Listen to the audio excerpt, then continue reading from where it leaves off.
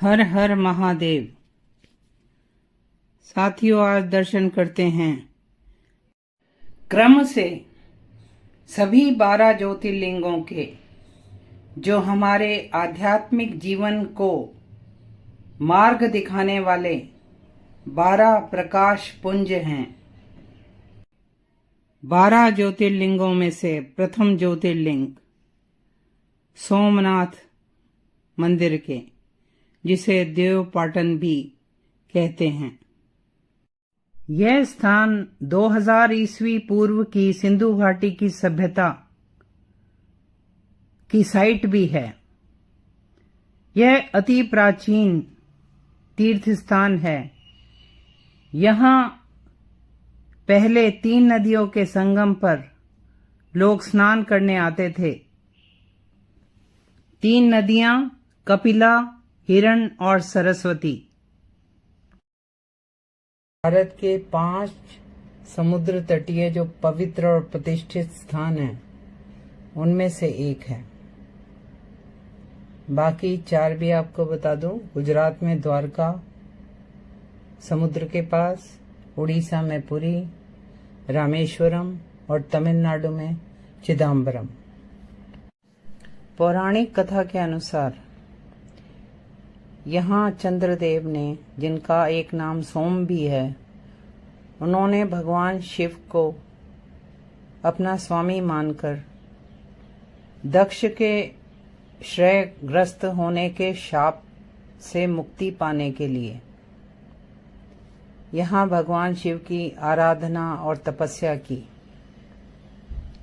भगवान शिव ने प्रसन्न होकर चंद्रमा को अमरत्व का वरदान दिया तथा प्रजापति दक्ष के वचनों की भी रक्षा करने के लिए चंद्रदेव से कहा कि कृष्ण पक्ष में तुम्हारी कला क्षीण होगी और शुक्ल पक्ष में बढ़ेगी।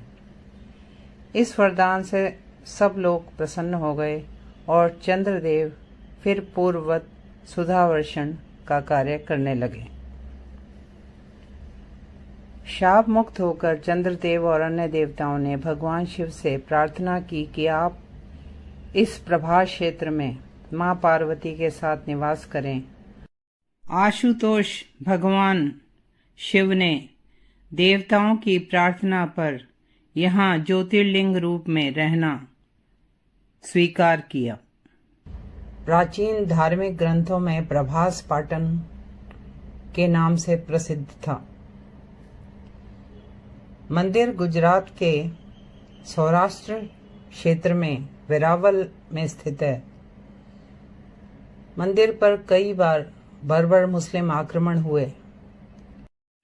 महमूद गजनवी, अलाउद्दीन खिलजी, औरंगजेब, इन्होंने मंदिर को लूटा, तीर्थयात्रियों की हत्या की, मंदिर को जलाया। यह मंदिर कई बार बनाया गया। आस्थावान शासक मंदिर को बार बार सही करवाते रहे, पुनर्निर्माण करते रहे। 18वीं शताब्दी में इंदौर की रानी अहिल्याबाई होलकर ने मंदिर के साथ ही, जो टूट गया था, एक छोटा मंदिर और बनवाया और उसमें शिवलिंग स्थापित किया।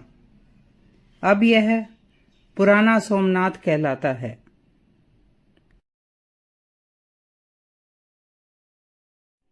स्वतंत्रता के बाद सरदार वल्लभ भाई पटेल के प्रयासों के कारण मंदिर का पुनर्निर्माण हुआ और 1951 तक मंदिर निर्माण का कार्य पूरा हुआ।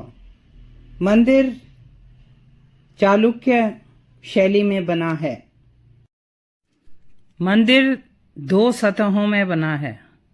मंदिर का मंडप नक्काशी वाले स्तंभों वाला है। छत भी नक्काशी से सजी है और मंदिर में 212 पैनल्स हैं नक्काशी वाले। मंदिर का शिखर जो गर्भगृह के ऊपर है 15 मीटर ऊंचा है और उसके ऊपर 8.2 मीटर का ध्वजस्तंभ लगा है। गर्भगृह स्वर्ण पत्रों से सजा है।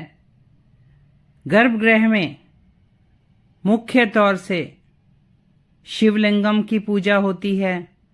शिवलिंगम के पीछे मां पार्वती की मूर्ति है और उनके आसपास दोनों ओर भगवान कार्तिकेय और भगवान गणेश की मूर्तियां हैं। गर्भगृह में पूजा केवल पुजारी करते हैं। तीर्थयात्री केवल दर्शन कर सकते हैं। मंदिर परिसर में हनुमान जी, गणपति जी, नवदुर्गा, माता अन्नपूर्णा, काशी विश्वनाथ जी के मंदिर हैं। मंदिर की दक्षिण दिशा में समुद्र के किनारे एक स्तंभ है। उस पर तीर रखा दिखाया गया है और यह बताया जाता है कि सोमनाथ मंदिर और दक्षिणी ध्रुव के बीच पृथ्वी का कोई भूभाग नहीं है। यह बाण स्तंभ के नाम से प्रसिद्ध है। सोमनाथ मंदिर में शाम को लाइट एंड साउंड शो 1 घंटे का होता है, जिसमें टिकट लेकर मंदिर का इतिहास देखा जा सकता है। इस प्राचीन तीर्थ में पितृगणों का श्राद्ध भी किया जाता है।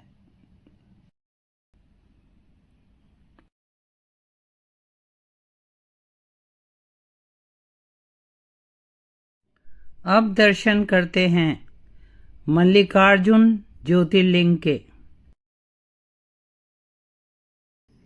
यह स्थान तेलंगाना में कुर्नूल से 180 किलोमीटर और हैदराबाद से 213 किलोमीटर की दूरी पर है। यहाँ केवल ज्योतिर्लिंग ही नहीं है, बल्कि शक्तिशाली शक्तिपीठ भी है, जो 18 शक्तिपीठों में से एक है, भ्रामरंबिका शक्तिपीठ।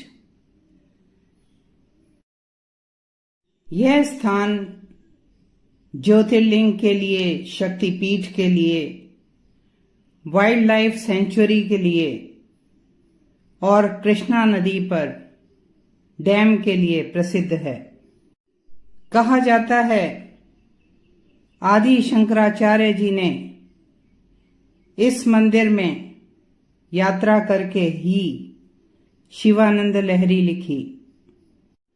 मंदिर अति प्राचीन है और द्रविड़ शैली में बना है। इस मंदिर का जिक्र 2री शताब्दी में भी पाया जाता है। मंदिर में 4 भव्य गोपुरम, बहुत से अन्य मंदिर और मुख्य मंदिर भगवान मल्लिकार्जुन अर्थात महादेव का और भ्रामरंबा का है। मंदिर को बाद में विजयनगर शासकों ने और शिवाजी ने आगे बढ़ाया। इस मंदिर से संबंधित 2 पौराणिक कथाएं हैं। पहली कथा के अनुसार जब गणेश जी और कार्तिकेय जी के विवाह में यह निश्चित नहीं हो पा रहा था कि किसका विवाह पहले होगा, तो शिवजी और पार्वती जी ने, जो जगत पिता और जगत माता हैं, उन्होंने निश्चय किया कि जो धरती की परिक्रमा करके पहले लौटेगा उसका विवाह पहले कर दिया जाएगा।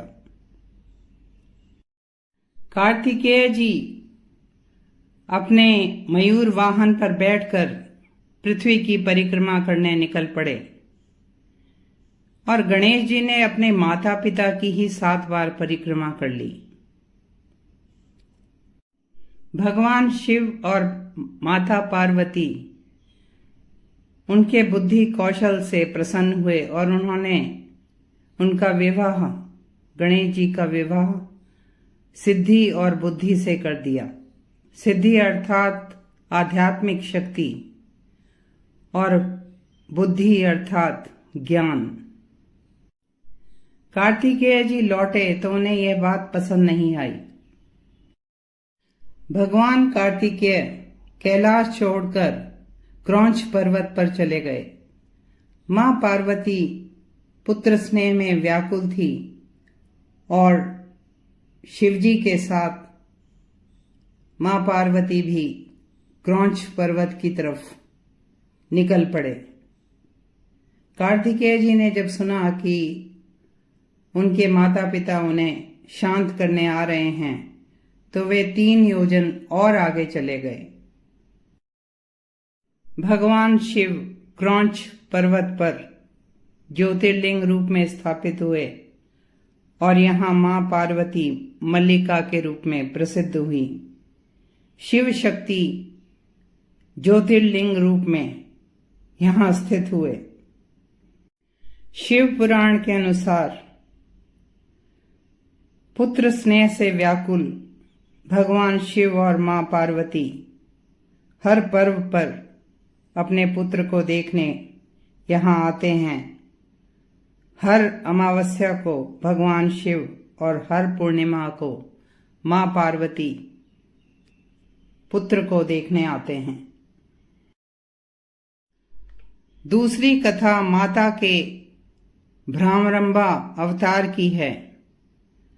अरुणासुर दैत्य ने सारे विश्व को जीत लिया और आतंकित कर रहा था। उसे ब्रह्मा जी ने वरदान दिया था तपस्या के बाद कि कोई भी 2 पैर और 4 पैर वाला जीव उसे मार नहीं सकता।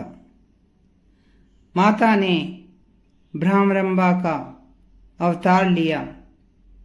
उन्होंने पूरी सेना मधुमक्खियों की बनाई और उस सेना ने पल भर में ही अरुणासुर और उसकी सेना का वध कर दिया। मंदिर से लगभग 2 किलोमीटर पहले ही साक्षी गणपति जी का मंदिर है, जिस पर अभी कुछ ही दिन पहले मैंने वीडियो बनाई थी। श्रीशैलम ज्योतिर्लिंग के दर्शन से पहले यात्री भगवान गणपति जी के पास अपनी यात्रा का विवरण लिखवाते हैं, अर्थात वे नोट करते हैं कि कौन कौन श्रीशैलम ज्योतिर्लिंग के दर्शन करने जा रहा है। ऐसे माना जाता है क्योंकि मूर्ति ऐसी बनी है कि उनके एक हाथ में पुस्तक, दूसरे में कलम है। मल्लिकार्जुन ज्योतिर्लिंग का अभिषेक कृष्णा नदी के जल से किया जाता है, जो यहाँ पाताल गंगा के नाम से प्रसिद्ध हैं और नदी तक जाने के लिए 852 सीढ़ियां हैं। यह स्थान शैव और शाक्त दोनों के लिए ही महत्वपूर्ण है। शिव सती कथा प्रसंग के अनुसार यहाँ मां की ग्रीवा गिरी। कुछ लोग कहते हैं यहाँ मां का ऊपर का होंठ गिरा। एक मुख्य मंदिर भगवान शिव का है, जहां ज्योतिर्लिंग स्थापित है। सामने नंदी बैठे हैं। नंदी धर्म का प्रतीक हैं। उनके 4 पैर तपस्या, पवित्रता, दया और सत्य हैं।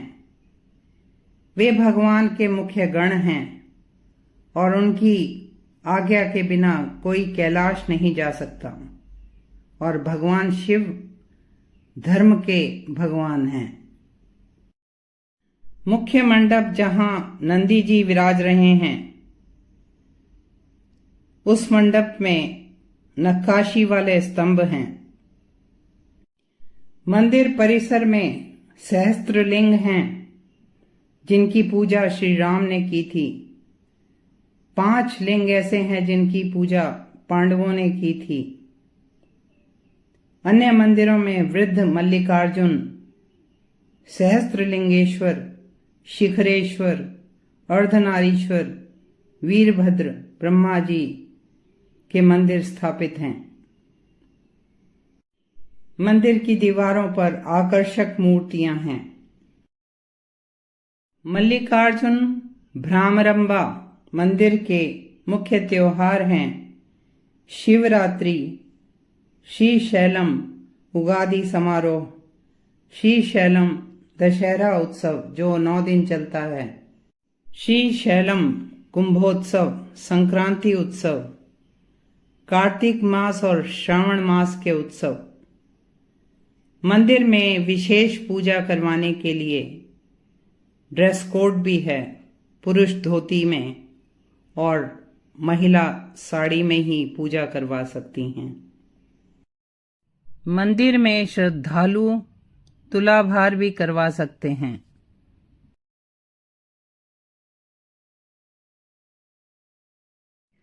अब दर्शन करते हैं उज्जैन के महाकालेश्वर ज्योतिर्लिंग के, जो मां का शक्तिपीठ भी है।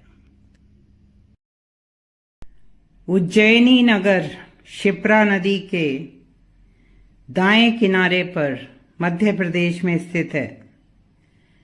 यह सप्तपुरियों में से एक है और भारत का नाभि स्थान कहलाता है। यह स्थान प्राचीन ग्रंथों में अनेक नामों से प्रसिद्ध है, जैसे अवंतिका, उज्जैन, अमरावती, शिवपुरी, चूड़ामणि, प्रतिकल्प आदि। उज्जैन प्राचीन काल से ही एक व्यापारिक केंद्र था। यह विद्वानों की नगरी थी। यहाँ भक्त स्नान, दान, श्राद्ध तर्पण करते हैं। 12 सालों में यहाँ सिंहस्थ पर्व में कुंभ मेला होता है। इस स्थान पर अनेक महान कवि, शासक और तपस्वी रहे। यह भगवान शिव की तपोभूमि है। इस कारण यहाँ भगवान जागृत हैं। यहाँ महाकाल वन में भगवान विष्णु ने ब्रह्मा जी की प्रार्थना पर जगत कल्याण के लिए कुशा का आसन ग्रहण किया। इसलिए उज्जैन को कुशास्थली भी कहते हैं। यह क्षेत्र हमारे त्रिदेवों को, भगवान ब्रह्मा, विष्णु, महेश को प्रिय है। ब्रह्मा जी के वरदान से जब त्रिपुरासुर अत्याचारी हो गया तो भगवान शिव ने त्रिपुरासुर का वध किया और इसी विजय की खुशी में यह नगर उज्जैनी कहलाया। भगवान ने महाकाल वन में ही अंधकासुर को भी मारा था। स्कंद पुराण के अनुसार उज्जैन में 84 महादेव, 64 योगिनियां, 8 भैरव और 6 विनायक हैं। महाकाल मंदिर पुराणों के अनुसार प्रजापिता ब्रह्मा जी द्वारा स्थापित बताया जाता है। यह 12 ज्योतिर्लिंगों में से एक है और यह स्थान प्रागैतिहासिक काल से ही पूजन स्थान रहा होगा। 6ठी शताब्दी ईसा पूर्व में मंदिर का वर्णन है। उज्जैन में मिले पंचमार्ग सिक्कों में भगवान शिव बने हुए हैं। यहाँ की लोक कथाओं के अनुसार यहाँ भगवान शिव ने अपने एक भक्त राजा चंद्रसेन की रक्षा के लिए महाकाल रूप धारण किया और उसके शत्रुओं का नाश किया। फिर अपने भक्तों के आग्रह और प्रार्थना पर भगवान ने यहीं रहना स्वीकार किया। पुराना मंदिर लकड़ी के स्तंभों पर बना था, लेकिन आज जो मंदिर है वह मराठा, भूमिजा और चालुक्य शैली में बना है। महाकालेश्वर पूरे भारत के ईष्ट हैं। भारत के समय के काल के ईष्ट हैं। मंदिर की 5 मंजिलें हैं। उनमें एक मंजिल तो अंडरग्राउंड है और मंदिर के चारों ओर ऊंची दीवारें हैं। पास में एक पवित्र जलकुंड कोटि तीर्थ कहलाता है। मंदिर के भव्य शिखर और प्रवेश द्वार हैं। शिखर आकाश को छूता हुआ प्रतीत होता है। गर्भगृह में भगवान का शिवलिंग स्वयंभू है और दक्षिणमुखी है। गर्भगृह में ही गणेश जी, मां पार्वती और कार्तिकेय जी की मूर्तियां हैं। दक्षिण में नंदी बैठे हैं। महाकाल मंदिर के गर्भगृह की ऊपर की मंजिल में ओंकारेश्वर महादेव की मूर्ति है। तीसरी मंजिल में नाग चंद्रेश्वर की मूर्ति है, जो दर्शनों के लिए नाग पंचमी में ही खोली जाती है। भगवान शिव उज्जैन के शासक हैं। मंदिर में मां पार्वती जी का छोटा मंदिर, राम मंदिर बने हैं और महाकाल मंदिर एक शक्तिपीठ भी है। यहाँ देवी महाकाली कहलाती हैं और शिव सती कथा प्रसंग के अनुसार यहाँ मां का ऊपर का होंठ गिरा। मंदिर की भस्म आरती का भक्तों में विशेष महत्व है, जो सुबह 4 बजे होती है। भगवान का जलाभिषेक और भस्म लगाई जाती है। प्रसाद के रूप में यह भस्म ही दी जाती है, जिसे हम अपने को पवित्र करने के लिए माथे पर लगाते हैं।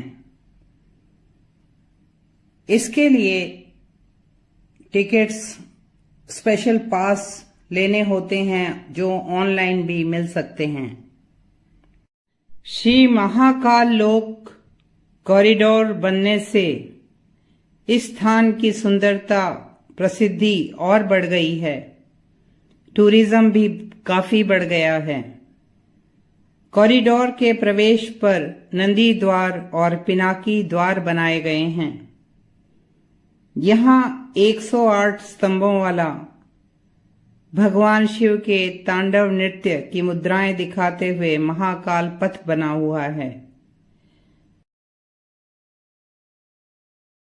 लगभग 200 मूर्तियां भगवान शिव और मां शक्ति से संबंधित बनाई गई हैं। म्यूरल वॉल पर शिव पुराण की कहानियां उकेरी गई हैं। बीच में कमल तालाब है, जिसमें फव्वारों की शोभा, और बीचों बीच भगवान शिव स्थित हैं। मंदिर के प्रमुख त्योहार नवरात्रि और शिवरात्रि हैं, जब यहाँ मेले का आयोजन भी किया जाता है और पूरी रात पूजा होती है।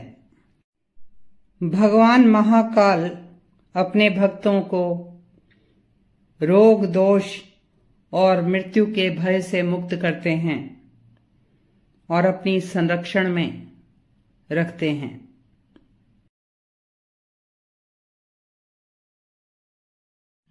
अब दर्शन करते हैं ओंकारेश्वर ज्योतिर्लिंग के। यह प्रकृति की सुंदरता के मध्य पवित्र कावेरी और नर्मदा नदियों के संगम पर स्थित है। मध्य प्रदेश के खंडवा जिले में और नर्मदा नदी के बीच मांधाता या शिवपुरी नामक द्वीप पर यह ज्योतिर्लिंग है।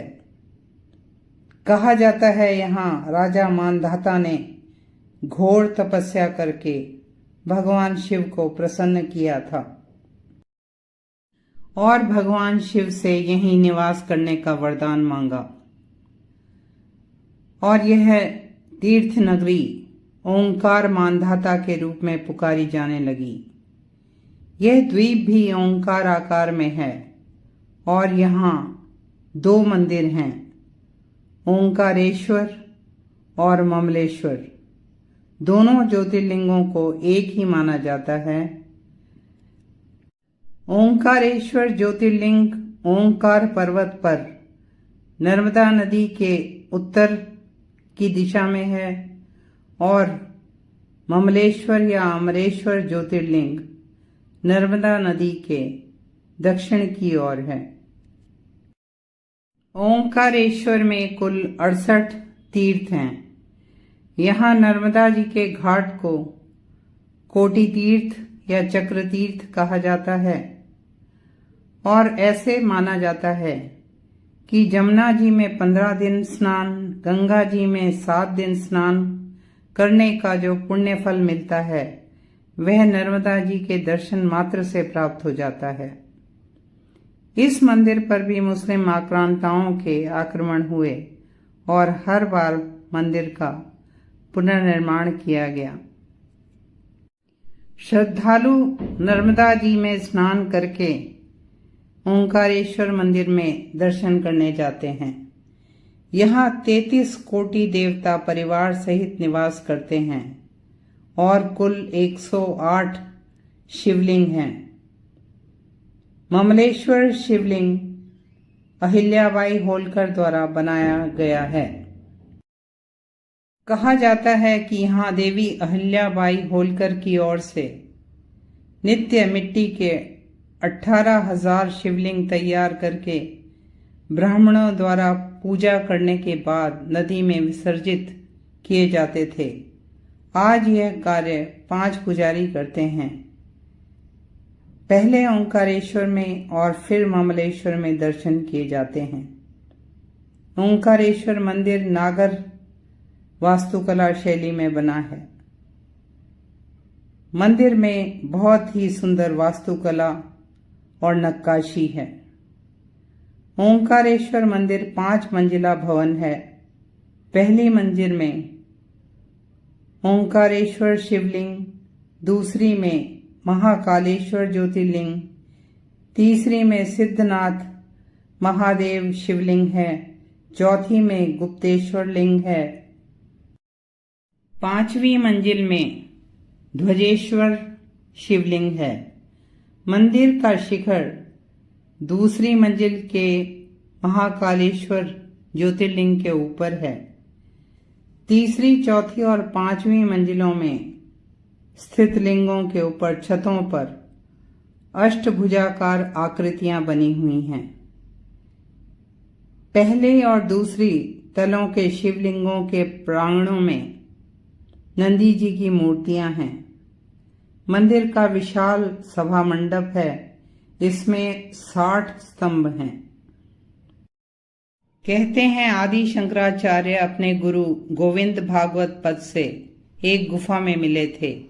मंदिर के नीचे एक गुफा में आदि शंकराचार्य जी की मूर्ति स्थापित है।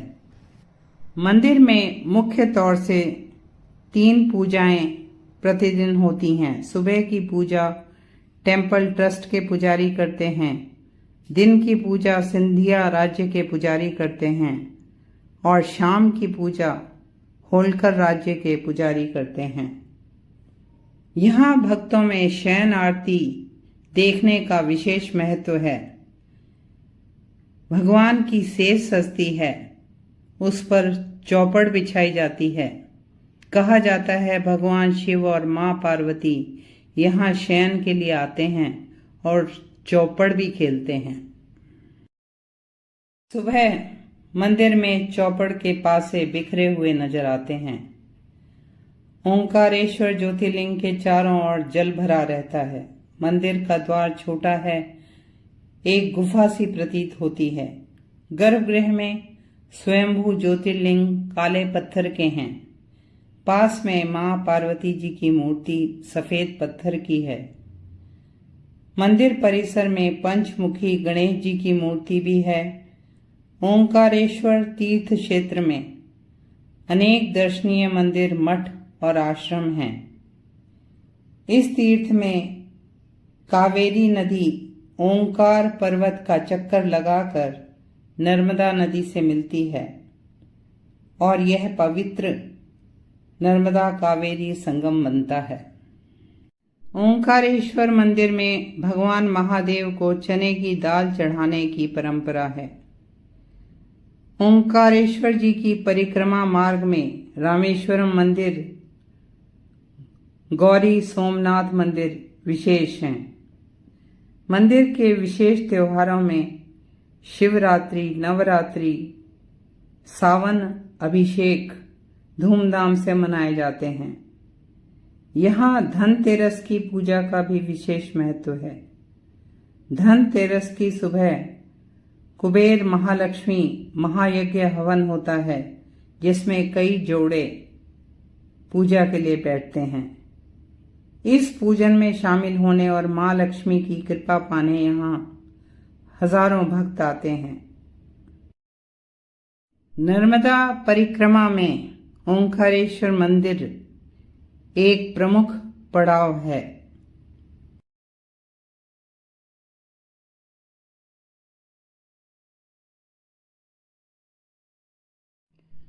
अब दर्शन करते हैं मंदाकिनी नदी के किनारे हिमालय की पर्वत श्रृंखलाओं पर उत्तराखंड के रुद्रप्रयाग जिले में स्थित केदारनाथ धाम के। यह 4 छोटे धामों में से एक धाम है।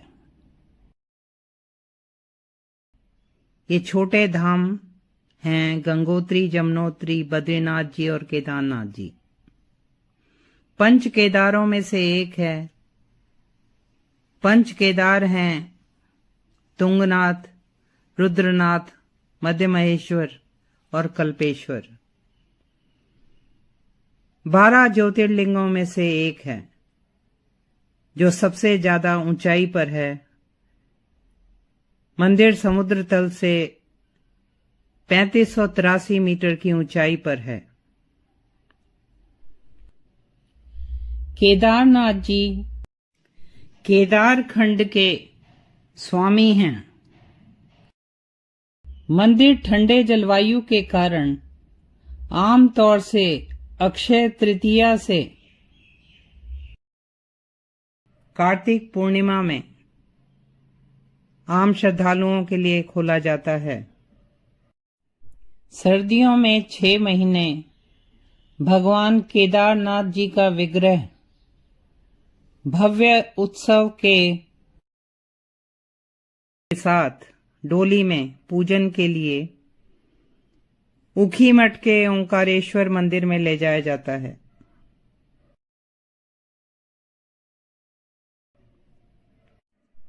मंदिर के मुख्य पुजारी कर्नाटक के वीर शैव संप्रदाय के होते हैं और सर्दियों में बाबा केदार के विग्रह को डोली में बिठाकर वे ही ओंकारेश्वर मंदिर ले जाते हैं।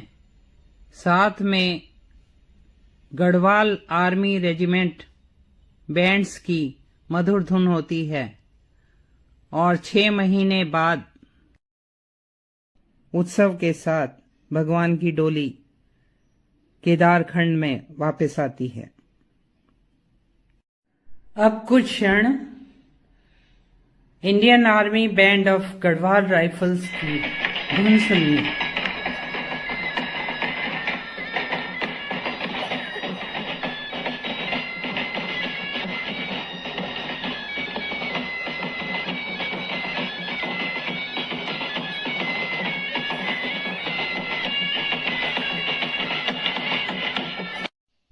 केदारनाथ मंदिर भारी ग्रे पत्थरों की इंटरलॉकिंग से बना है। मंदिर पहाड़ी शैली में एक चबूतरे पर है।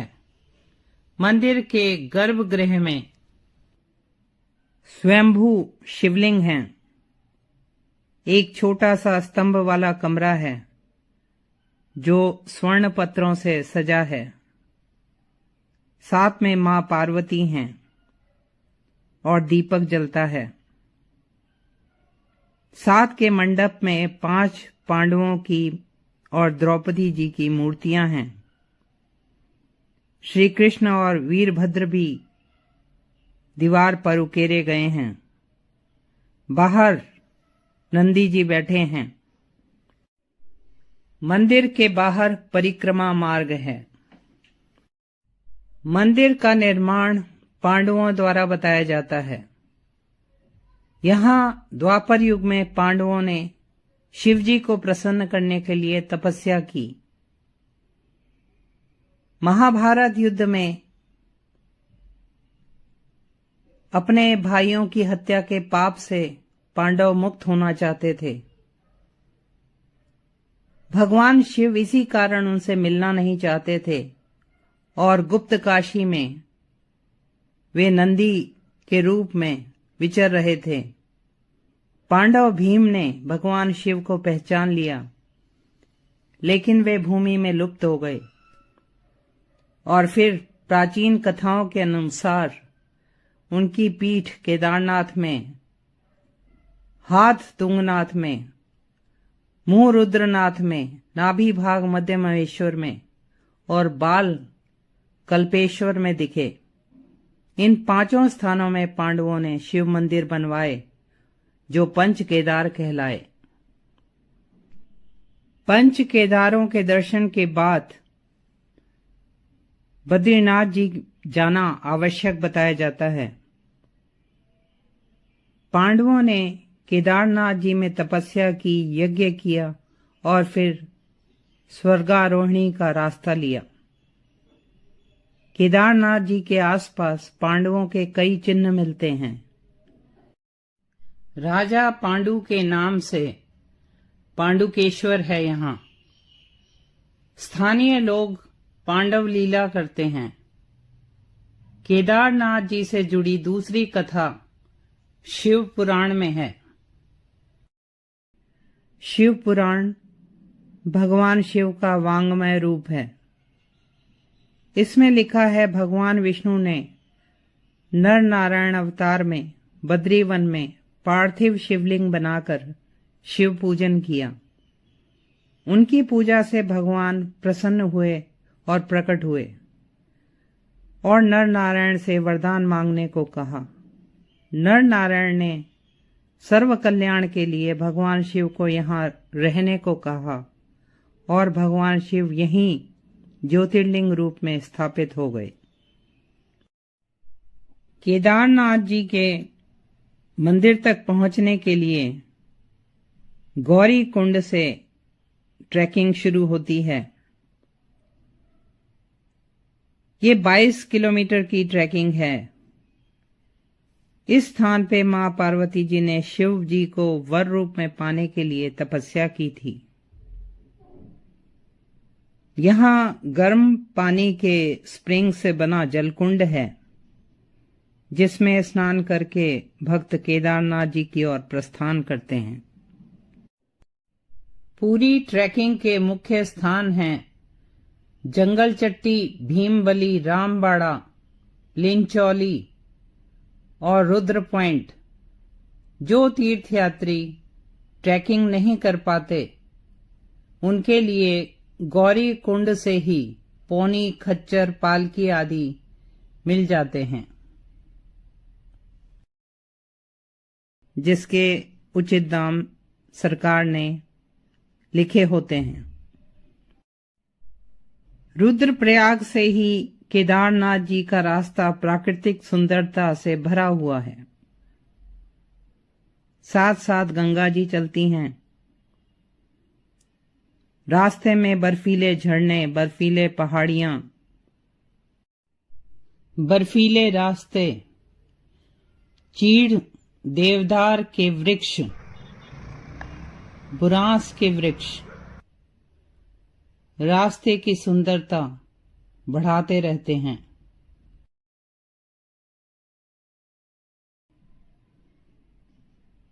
अब यात्रियों की सुविधा के लिए हेलीकॉप्टर की सुविधाएं भी हैं। 8वीं शताब्दी में आदि शंकराचार्य जी ने बद्रीनाथ जी और केदारनाथ जी के मंदिरों का जीर्णोद्धार कराया। कुछ विद्वान मानते हैं कि केदारनाथ जी में ही आदि शंकराचार्य जी ने महासमाधि ली थी और मंदिर के पीछे उनका समाधि स्थल भी है। केदारनाथ जी के मंदिर के 600 मीटर की दूरी पर भैरवनाथ जी का मंदिर है,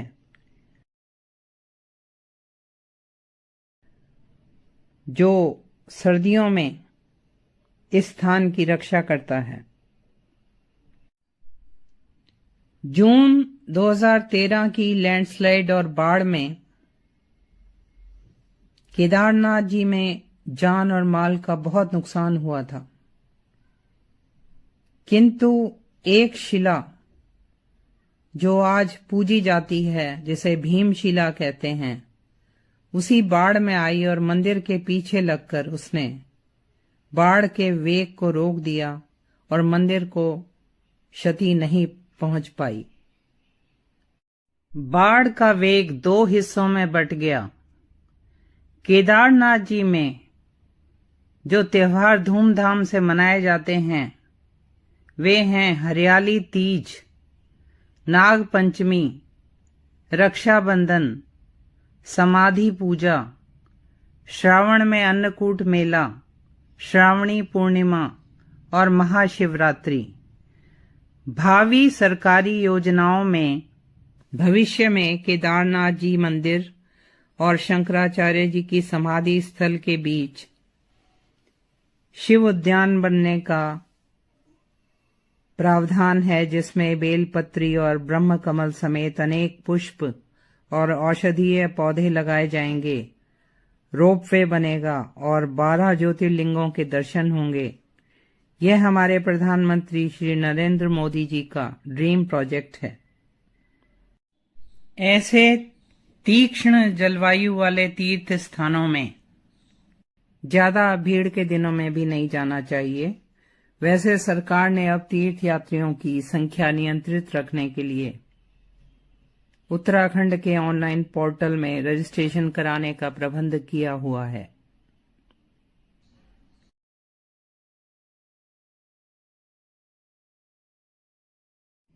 अब एक और ज्योतिर्लिंग के दर्शन करते हैं, जो सह्याद्री पर्वतमाला पर स्थित है। भोरगिरी गांव है और पुणे से 110 किलोमीटर की दूरी पर है। भीमा शंकर ज्योतिर्लिंग। भीमा शंकर ज्योतिर्लिंग फॉरेस्ट जोन में है और यह स्थान वाइल्ड लाइफ सेंचुरी के लिए भी प्रसिद्ध है, जो पश्चिमी घाट पर स्थित है और यहाँ अनेक तरह की वनस्पति, जीव जंतु देखे जा सकते हैं।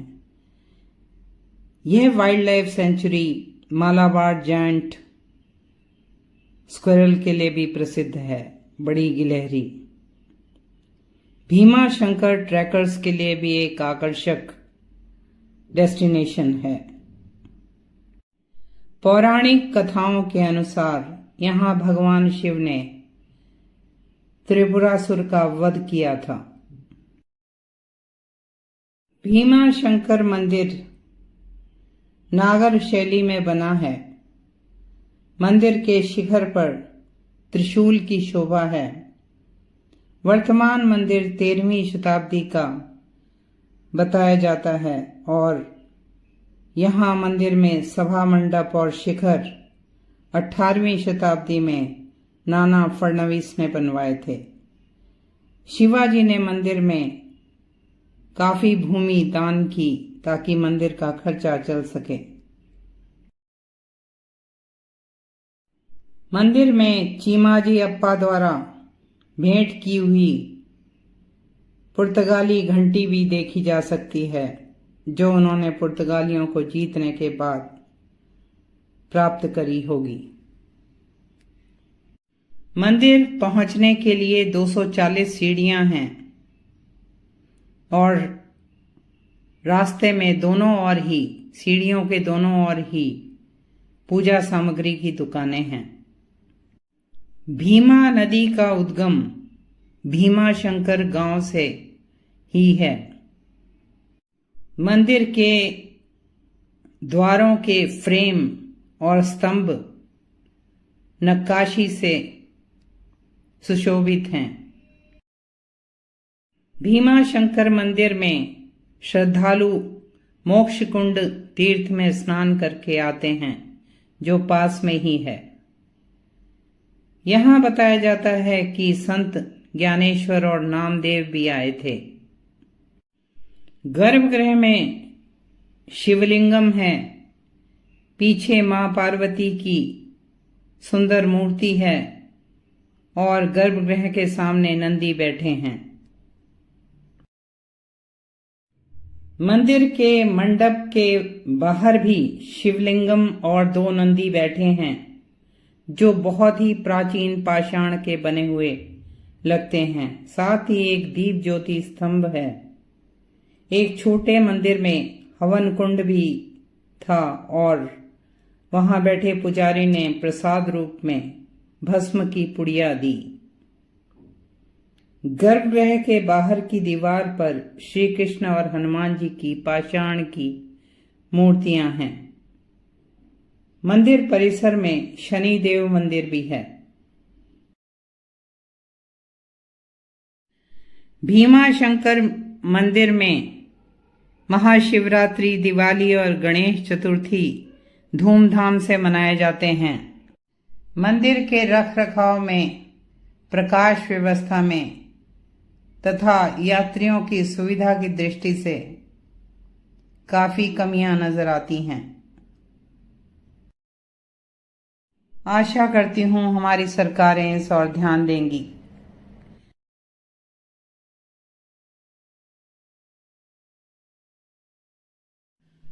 अब दर्शन करते हैं।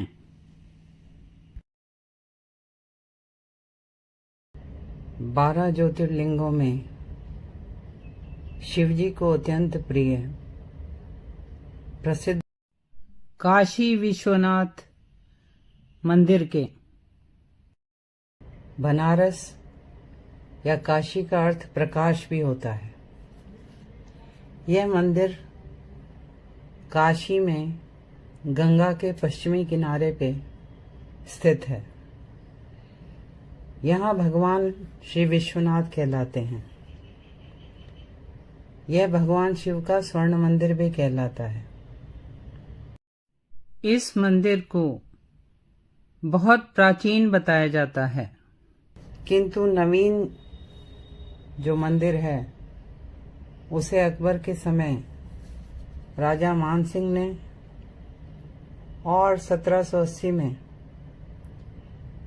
इंदौर की मराठा महारानी अहिल्याबाई होलकर ने बनवाया। इस तीर्थ पर भी बर्बर आक्रांताओं के आक्रमण हुए और हर बार श्रद्धालुओं ने, भक्तों ने मंदिर का पुनर्निर्माण करवाया। काशी सप्तपुरियों में से एक है। भगवान शिव इस क्षेत्र के राजा हैं। यहाँ गंगा में स्नान और काशी विश्वनाथ के दर्शन मोक्ष का द्वार खोल देते हैं। मंदिर 3 भागों में विभक्त है। 2 भागों के ऊपर शिखर हैं, एक भाग के ऊपर गुंबद है। एक शिखर और गुंबद स्वर्ण पत्रों से सुसज्जित है। एक शिखर पर झंडा और त्रिशूल भी है। यहाँ हर दिन हजारों भक्त दर्शन के लिए आते हैं। कहा जाता है 1835 में महाराणा रणजीत सिंह ने मंदिर के गुंबद पर स्वर्णपत्र चढ़ाने के लिए 1 टन सोना भेंट किया। अन्य राज परिवार और धनी व्यक्ति भी मंदिर में समय समय पर कीमती भेंट करते थे। दिसंबर 2021 में काशी विश्वनाथ कॉरिडोर का प्रधानमंत्री श्री नरेंद्र मोदी जी ने इनॉग्रेशन किया, जिसमें मंदिर से मां गंगा पर ललिता घाट तक का रास्ता बनाया गया। इस क्षेत्र में जो निर्माण कार्य हुए उसके दौरान 40 से ज्यादा अति प्राचीन मंदिर मिले। मंदिर के फूलों को एक कंपनी रिसाइकल करके अगरबत्ती बनाने का काम भी कर रही है। मंदिर के गर्भगृह में ज्योतिर्लिंग चांदी की वेदी पर है।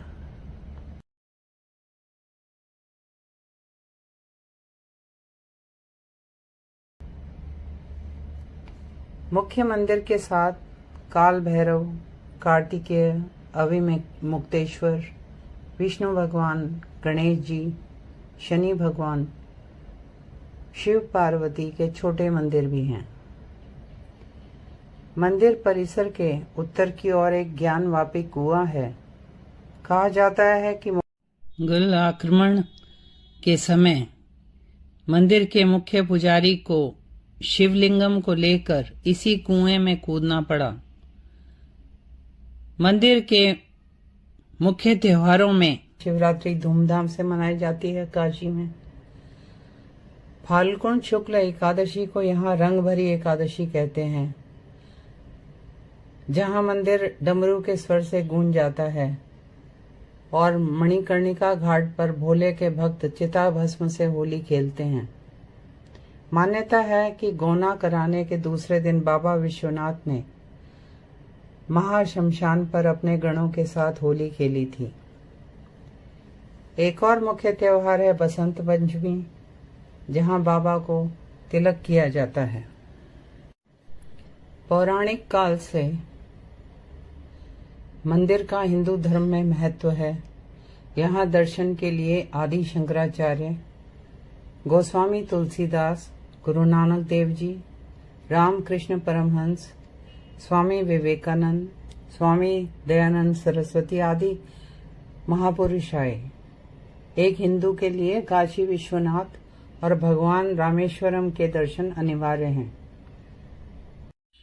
कुछ श्रद्धालु जीवन के अंतिम दिनों में यहाँ रहना चाहते हैं ताकि उनकी मृत्यु इस पवित्र पुण्य तीर्थ में मोक्षदायी हो।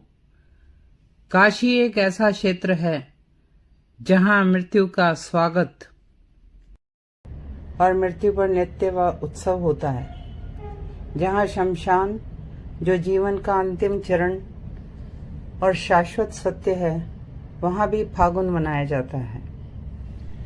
हिंदू धर्म में माना जाता है कि प्रलय काल में भी काशी क्षेत्र का लोप नहीं होता। प्रलय के समय भगवान शंकर इसे अपने त्रिशूल पर धारण कर लेते हैं और सृष्टि काल आने पर इसे नीचे उतार देते हैं।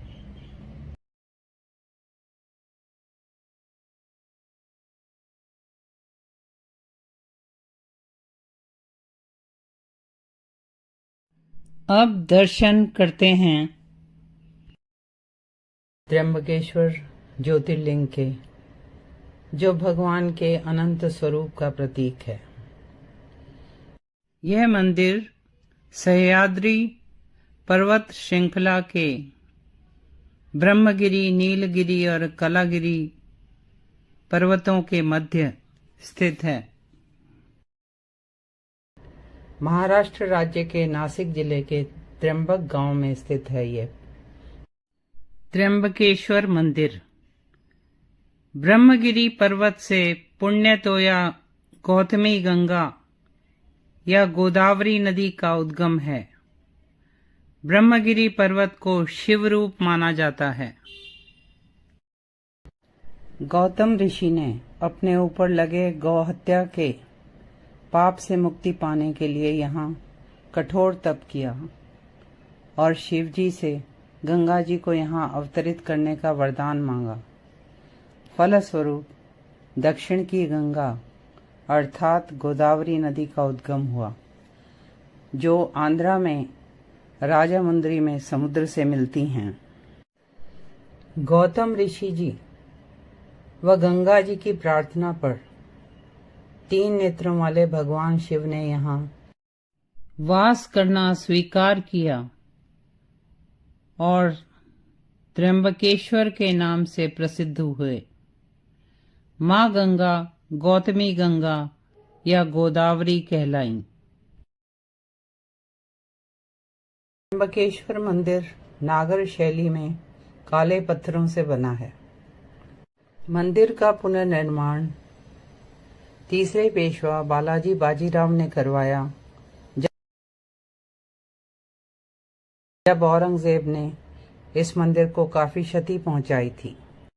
मंदिर का पुनर्निर्माण कार्य शुरू होने की और समाप्त होने की तिथि मंदिर के मेन गेट पे संस्कृत में लिखी हुई है। मंदिर के गर्भगृह में 3 छोटे छोटे शिवलिंग हैं जो एक गहराई में हैं। ये तीनों शिवलिंग ब्रह्मा, विष्णु, महेश भगवान के प्रतीक माने जाते हैं। शिवलिंग में लगातार पानी आता रहता है। सुबह की पूजा के बाद अर्घा पर चांदी का पंचमुखी मुकुट चढ़ा दिया जाता है और सोमवार को कीमती पत्थरों का व हीरे का मुकुट पहनाया जाता है। मंदिर के 4 प्रवेश द्वार हैं।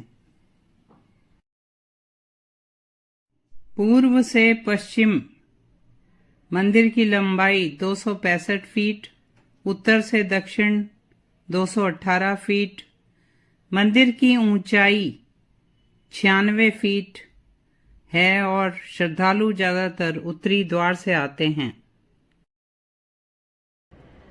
मंदिर के शीर्ष पर 3 कलश और एक धातु का झंडा भी बना हुआ है। मुख्य मंदिर के सामने नंदी जी बैठे हैं। मंदिर के पूर्वी द्वार की ओर कछुआ बना है, जो इस तथ्य को याद दिलाता है कि हमें अपने काम, क्रोध, लोभ, मद, मोह, ईर्ष्या को नियंत्रित रखना चाहिए। जैसे कछुआ अपने अंगों को सख्त खाल में छुपा कर रखता है। मंदिर में अनेक पूजनीय जल सरोवर हैं। अमृत कुंड का जल पूजा कार्यों में प्रयोग होता है। मंदिर परिसर में कुशावर्त तीर्थ भी है, जो गोदावरी नदी का उद्गम स्थान भी बताया जाता है। इस तीर्थ में पुरोहितों द्वारा अनेक उत्तम पूजाएं संपन्न कराई जाती हैं, जैसे काल सर्प शांति पूजा, त्रिपिंडी विधि या श्राद्ध पूजा, कुंभ विवाह पूजा, रुद्र अभिषेक पूजा, नारायण नागबली या पितृदोष संबंधी पूजा, महामृत्युंजय मंत्र आदि पुरोहितों, जो अधिकृत पुरोहित हैं, उनके द्वारा संपन्न कराए जाते हैं। ये ताम्र पत्रधारी होते हैं। मंदिर में शिवलिंग के अलावा श्री गंगा जी की, रामेश्वर जी, केदारनाथ जी, राम, कृष्ण, परशुराम, जलेश्वर, लक्ष्मी नारायण की मूर्तियां भी हैं। और मंदिर में ही साधुओं के आश्रम, समाधि और परिसर में मठ भी हैं। यहाँ के पुरोहितों द्वारा जीनियोलॉजी रजिस्टर्स भी रखे गए हैं। उन लोगों को नमन है जिन्होंने ऐसा मंदिर बनवाया, उन कारीगरों को, उन शिल्पकारों को, जिनकी 31 वर्ष की कठिन तपस्या, श्रम से भोलेनाथ का ऐसा भव्य मंदिर बना, जिसकी शिल्प कला अद्भुत है। पत्थर की दीवारों पर कैसे उन्होंने देव, यक्ष, मानव, अन्य प्राणी बनाए होंगे। इसमें 48 ऊंट और 85 हाथी, 112 घोड़ों ने मकराना राजस्थान से संगमरमर लाने में मदद की। और उस जमाने में मंदिर निर्माण में 9 लाख रुपए का खर्च किया बताया जाता है। 16 फरवरी 1756 में शुक्रवार के दिन महाशिवरात्रि के पर्व पर मंदिर का पुनर्निर्माण कार्य संपन्न हुआ और धूमधाम से मंदिर में पूजा अर्चना शुरू की गई। शिव पुराण के अनुसार जब जब बृहस्पति सिंह राशि पर आते हैं, तब सभी देवता, तीर्थ तथा पुण्य क्षेत्र इस गौतमी तट पर आकर निवास करते हैं। यह विश्व में एकमात्र ज्योतिर्लिंग है जिसमें हमारे त्रिदेव ब्रह्मा विष्णु महेश विराज रहे हैं।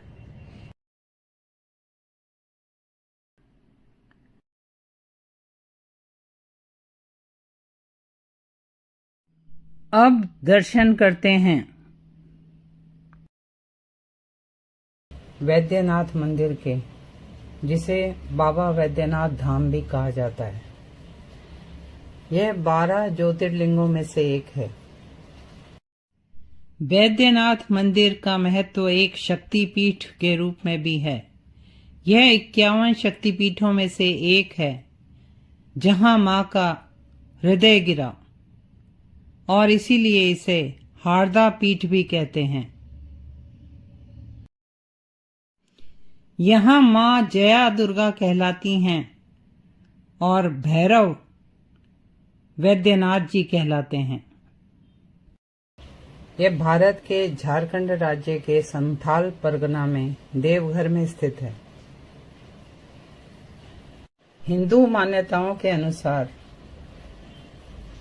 राक्षस राजा रावण ने वरदान प्राप्त करने के लिए इस स्थान पर भगवान शिव की पूजा की, तपस्या की, और रावण ने बलिदान के प्रतीक रूप में एक एक करके अपने सिर शिवजी को अर्पित किए। इससे प्रसन्न होकर भगवान शिव ने रावण पर दृष्टि डालकर ही उसे ठीक कर दिया और वे इस स्थान पर वैद्यनाथ कहलाए। दूसरी पौराणिक कथा के अनुसार रावण भगवान शिव को प्रसन्न करने के लिए हिमालय क्षेत्र में तपस्या कर रहा था। उसने अपने 9 सिर भगवान को भेंट स्वरूप अर्पित किए और 10वां सिर काटने की तैयारी कर ही रहा था कि भगवान उसके सामने प्रकट हुए और वरदान मांगने को कहा। रावण कामना लिंग को, अर्थात भगवान को कैलाश से लंका द्वीप ले जाना चाहता था। भगवान शिव ने सहमति तो दे दी, किंतु कहा कि यदि लिंगम को रास्ते में रखा गया तो वे वहीं स्थापित हो जाएंगे और उसे स्थानांतरित नहीं किया जा सकेगा। देवता नहीं चाहते थे कि रावण जैसे राक्षस को कामना लिंग प्राप्त हो। उनके प्रयास से रावण शिवलिंगम को लंका ना ले जा पाया, किंतु उसने शिवलिंग को हिलाने का प्रयास किया और अपने अंगूठे से दबाया। तभी से यह कामना लिंग के रूप में देवघर में ज्योतिर्लिंग स्थापित हुआ। अर्थात यह मंदिर त्रेता युग से, श्री राम के युग से पूजा जा रहा है और समय समय पे इसका पुनर्निर्माण होता रहा है। सन 1496 में गिद्धौर बिहार के राजा पूरनमल ने वैद्यनाथ मंदिर का पुनर्निर्माण कराया था। ऐसा माना जाता है कि यहाँ भगवान शिव पहली बार अरिद्रा नक्षत्र की रात को ज्योतिर्लिंग रूप में प्रकट हुए थे।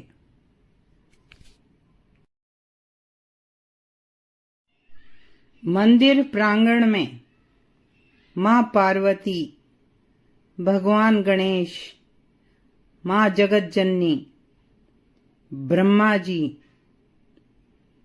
माता सरस्वती, भैरव भगवान, श्री राम,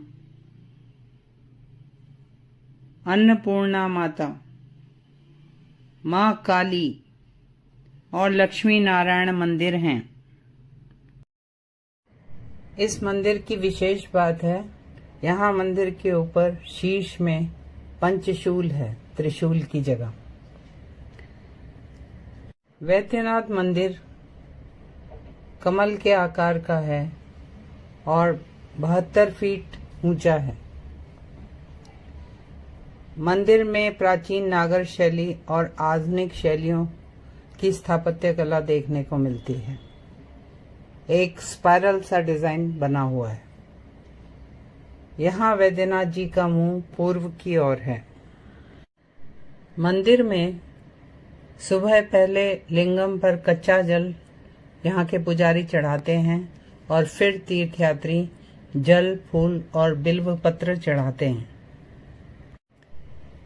सावन की कांवड़ यात्रा में यहाँ लाखों तीर्थयात्री आते हैं। सुल्तानगंज से गंगा जल लाकर कांवड़िए भगवान को चढ़ाते हैं, जो वैद्यनाथ से लगभग 108 किलोमीटर दूर है। पूरे रास्ते ये कांवड़िए भक्ति भाव से भिगोए हुए मन से नंगे पैर चलते हैं और भगवा रंग के कपड़े पहने इन लोगों की अटूट कतार पूरे 108 किलोमीटर एक महीने तक इस सड़क पर फैली रहती है। वैद्यनाथ जी के मंदिर में जल चढ़ाने के बाद ये तीर्थयात्री बासुकीनाथ मंदिर, जो वैद्यनाथ जी की तरह ही छोटे आकार का बना हुआ है, उस मंदिर के दर्शन करते हैं। इस मंदिर की विशेषता यह भी है कि यहाँ तीर्थयात्री ज्योतिर्लिंग पर स्वयं अपने हाथ से अभिषेक कर सकते हैं और बाबा धाम में प्रसाद रूप में पेड़ा खरीदा जाता है। यह देवघर की खासियत है। साथियों, अब मैं वैद्यनाथ जी की संध्या आरती का दर्शन कराती हूँ और साथ ही मंदिर का भी।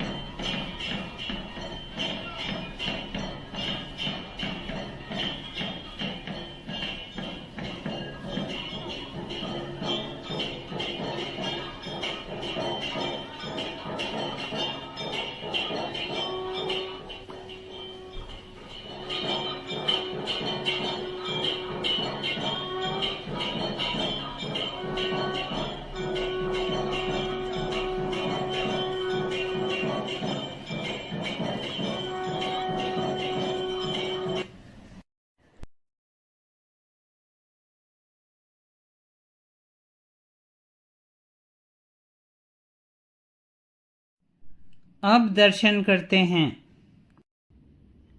भगवान शिव के नागेश्वर ज्योतिर्लिंग के। भगवान शिव जगत के स्वामी हैं, नागों के भी स्वामी हैं। नागों के आभूषण धारण करते हैं और कंठ में विष धारण करते हैं। आज भगवान शिव के नागेश्वर ज्योतिर्लिंग की बात करते हैं। शिव पुराण के अनुसार नागेश्वर ज्योतिर्लिंग दारुका वन में है। इस संबंध में जो कथा प्रचलित है वह है, सुप्रिय नाम का एक धर्मात्मा वैश्य था। वह भगवान शिव का भक्त था। उसकी शिव भक्ति से दारुक नामक राक्षस को ईर्ष्या होती थी। वह विघ्न डालने की कोशिश करता था।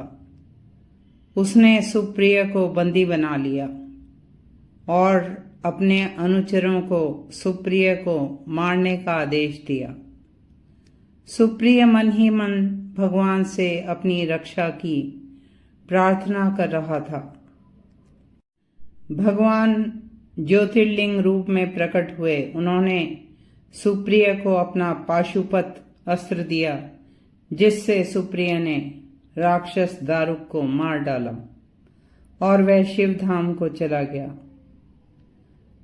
भगवान का ज्योतिर्लिंग सरोवर में छुप गया और पांडवों को श्री कृष्ण द्वारा नागेश्वर ज्योतिर्लिंग का महत्व बताने के बाद उन्होंने अखंड पत्थरों का मंदिर बनाया और उसमें ज्योतिर्लिंग नागेश्वर स्थापित किया।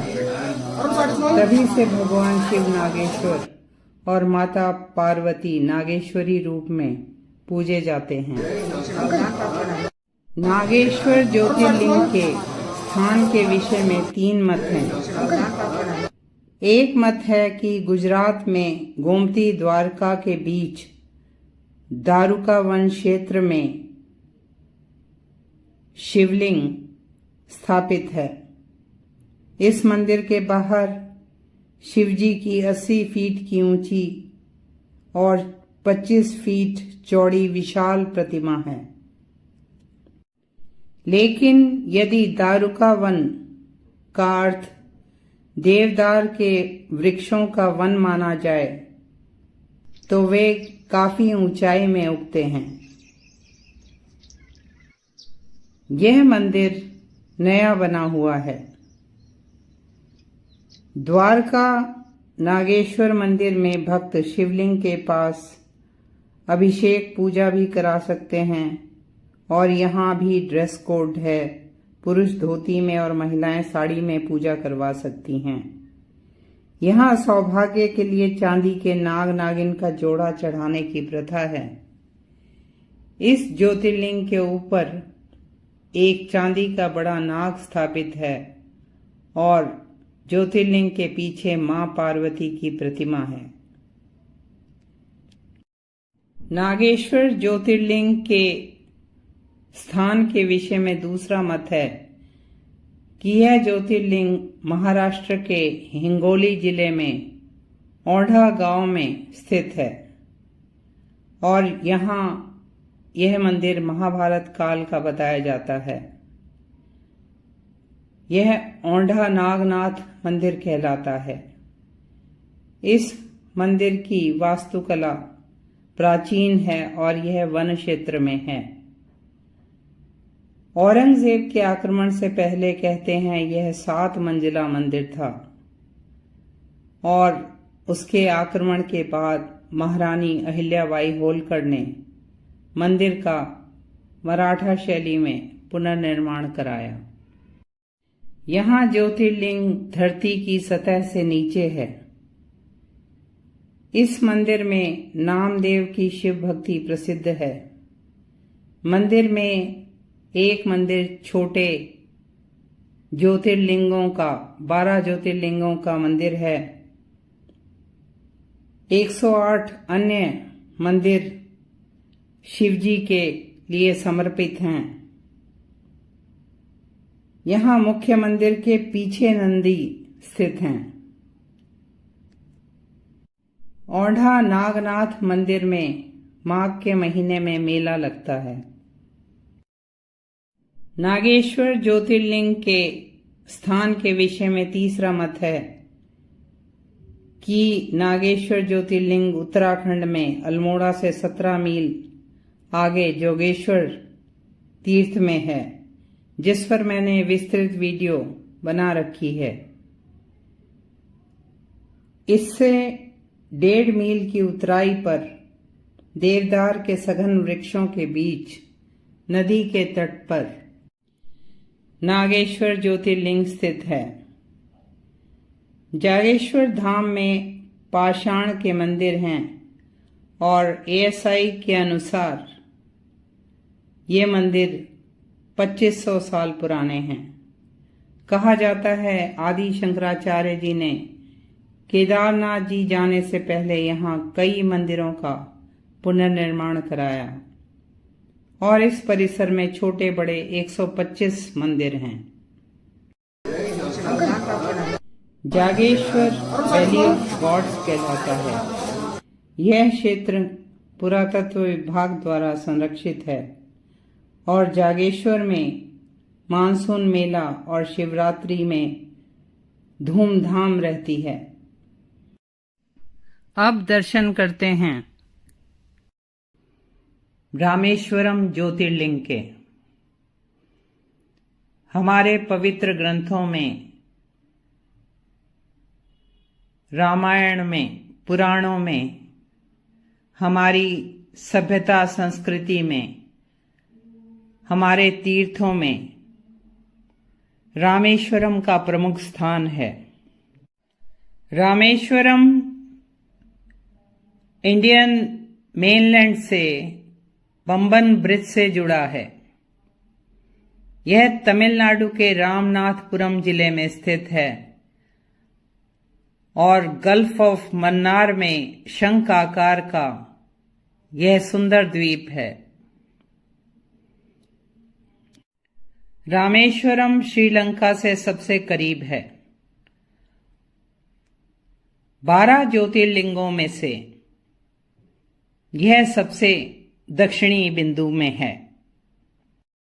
भगवान शिव जहां ज्योति रूप में स्थित हैं, ऐसे 12 ज्योतिर्लिंग गुजरात में सोमनाथ, गुजरात में ही द्वारका में नागेश्वर, आंध्र प्रदेश में श्रीशैलम में मल्लिकार्जुन, मध्य प्रदेश के उज्जैन में महाकालेश्वर, मध्य प्रदेश में ओंकारेश्वर, उत्तराखंड में केदारनाथ जी, महाराष्ट्र में भीमाशंकर, महाराष्ट्र में ही त्र्यंबकेश्वर, महाराष्ट्र के औरंगाबाद में घृष्णेश्वर, झारखंड के देवघर में वैद्यनाथ जी, तमिलनाडु में रामेश्वरम और वाराणसी में विश्वनाथ।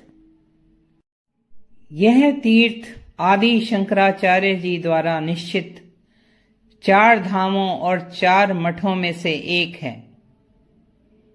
अन्य 3 हैं बद्रीनाथ जी, जगन्नाथपुरी और द्वारकाधीश मंदिर।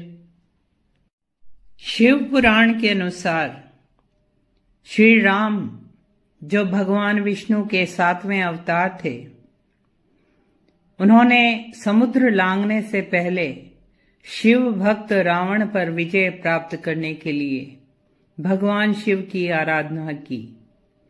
भगवान शिव माता पार्वती और पार्षदों सहित उनकी आराधना से प्रसन्न हुए। उन्होंने दर्शन दिए और विजय का वरदान दिया।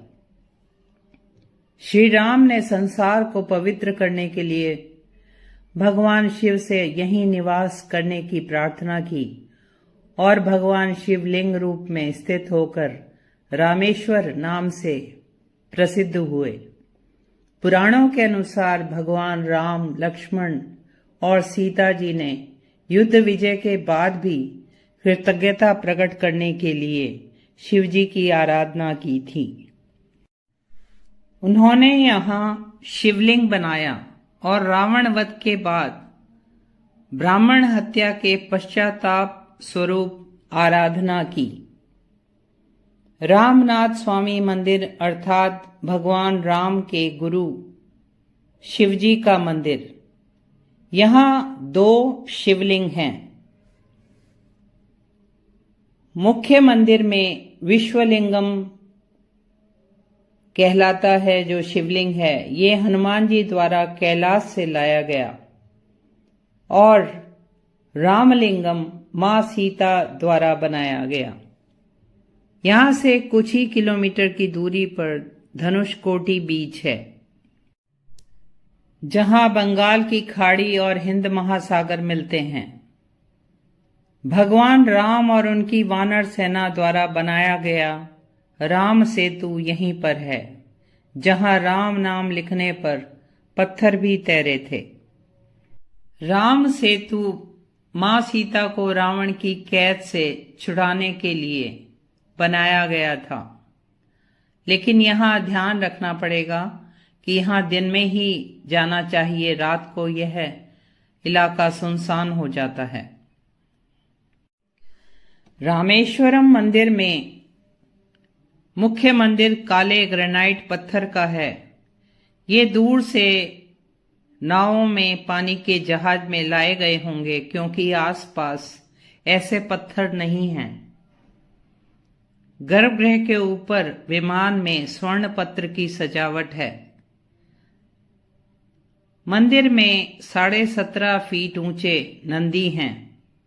मंदिर परिसर में ही सेतु माधव अर्थात भगवान विष्णु, विशालाक्षी, महागणपति, नटराज, मां पार्वती, आंजनेय, रामनाथ स्वामी, सुब्रमण्यम स्वामी, महालक्ष्मी के छोटे छोटे मंदिर भी हैं। रामेश्वरम मंदिर में भारत का सबसे लंबा सुंदर चित्रकारी वाला गलियारा है, जिसमें 1212 स्तंभों पर नक्काशी है, रंगीन छत है और सारे गलियारों की लंबाई 3850 फीट होगी। मंदिर में 22 तीर्थ जलकुंड हैं, जिनका अलग अलग तापमान है। पहले भक्त समुद्र में स्नान करते हैं, फिर 22 कुओं से जल लेकर स्नान किया जाता है और फिर ज्योतिर्लिंग के दर्शन करते हैं। एक हिंदू के लिए आत्म मुक्ति के लिए वाराणसी और रामेश्वरम के दर्शन करना आवश्यक बताया जाता है। मंदिर में भव्य गोपुरम और मंडप हैं। मंदिर का प्रवेश द्वार का गोपुरम 40 मीटर का है और राज गोपुरम 53 मीटर ऊंचा है। मंदिर को बढ़ाने का कार्य, निर्माण का कार्य और सौंदर्यीकरण का कार्य समय समय पर दक्षिण भारत के शासकों और धनी लोगों ने करवाया। रामेश्वरम और राम सेतु तो काफी प्राचीन हैं, लेकिन रामनाथ स्वामी मंदिर 800 वर्ष पुराना ही बताया जाता है। यह मंदिर पांड्य वंश के समय बढ़ाया गया। मंदिर के मुख्य त्योहार हैं महाशिवरात्रि, वसंतोत्सव, तिरुकल्याणम और नवरात्रि। भगवान शिव और मां पार्वती से प्रार्थना है कि हमारे मन, आत्मा, बुद्धि और शरीर की आंतरिक और बाह्य दरिद्रता को दूर करें।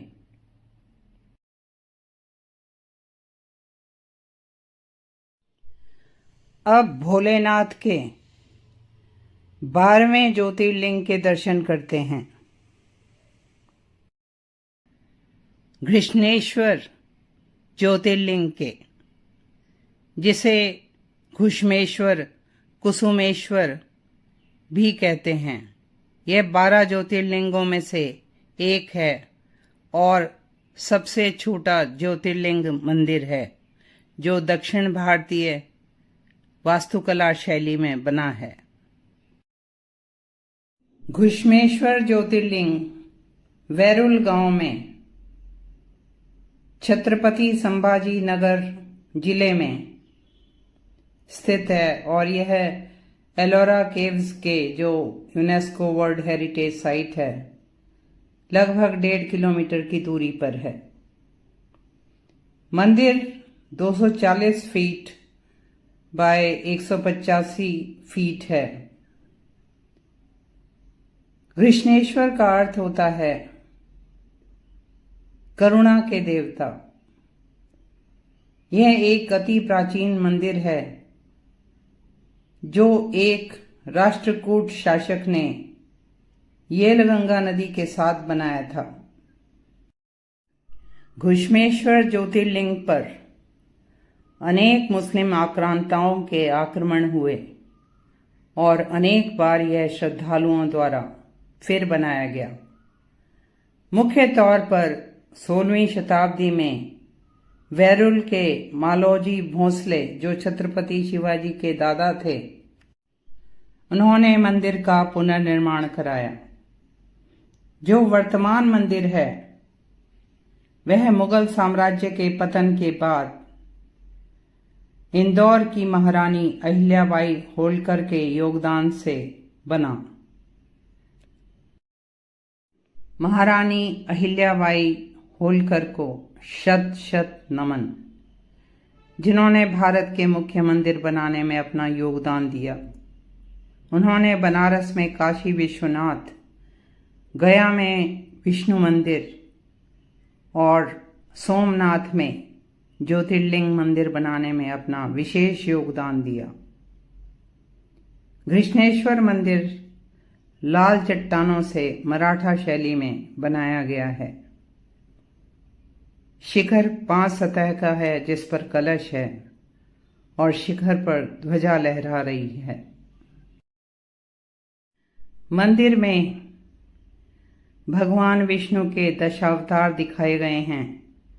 भगवान शिव की जीवन लीला, शिव विवाह दिखाए गए हैं। सभा मंडप 24 स्तंभों पर बना है और नंदी जी इसी मंडप में विराज रहे हैं। गर्भगृह 17 फीट बाई 17 फीट का है जो पूर्वाभिमुख है। ज्योतिर्लिंग काले पत्थर का है। मंदिर परिसर में शिवालय तीर्थ कुंड भी है। मंदिर से संबंधित पौराणिक कथा शिव भक्त कुसुमा या घुष्मा की है, जिसके पुत्र को उसकी अपनी ही बहन ने मार दिया। फिर भी वह भगवान का ध्यान करती रही और शिव जी उसकी भक्ति से प्रसन्न होकर प्रकट हुए, उसके पुत्र को जीवित किया और कुसुमा की प्रार्थना पर भगवान ज्योतिर्लिंग रूप में यहां स्थापित हुए। घुष्मेश्वर ज्योतिर्लिंग मंदिर के मुख्य त्योहार हैं महाशिवरात्रि, सावन मास की यात्राएं, गणेश चतुर्थी, नवरात्रि, वैकुंठ चतुर्दशी जो कार्तिक पूर्णिमा से पहले आती है और इसमें भगवान शिव जी को यहाँ तुलसी पत्र भेंट किए जाते हैं। दिवाली, होली। मंदिर में ड्रेस कोड भी है, पुरुषों के लिए धोती और महिलाओं के लिए साड़ी। भगवान क्योंकि करुणा के देवता हैं, घुष्मेश्वर भगवान से प्रार्थना है कि भगवान हमारे तन मन बुद्धि की दरिद्रता को दूर करें। साथियों, इस वीडियो में भोले भंडारी के 12 ज्योतिर्लिंगों के दर्शन और जानकारी एक साथ देने का प्रयास किया है। आशा है आपको यह वीडियो पसंद आएगा। आप देखेंगे और शेयर करेंगे और चैनल को सब्सक्राइब भी करेंगे। हर हर महादेव।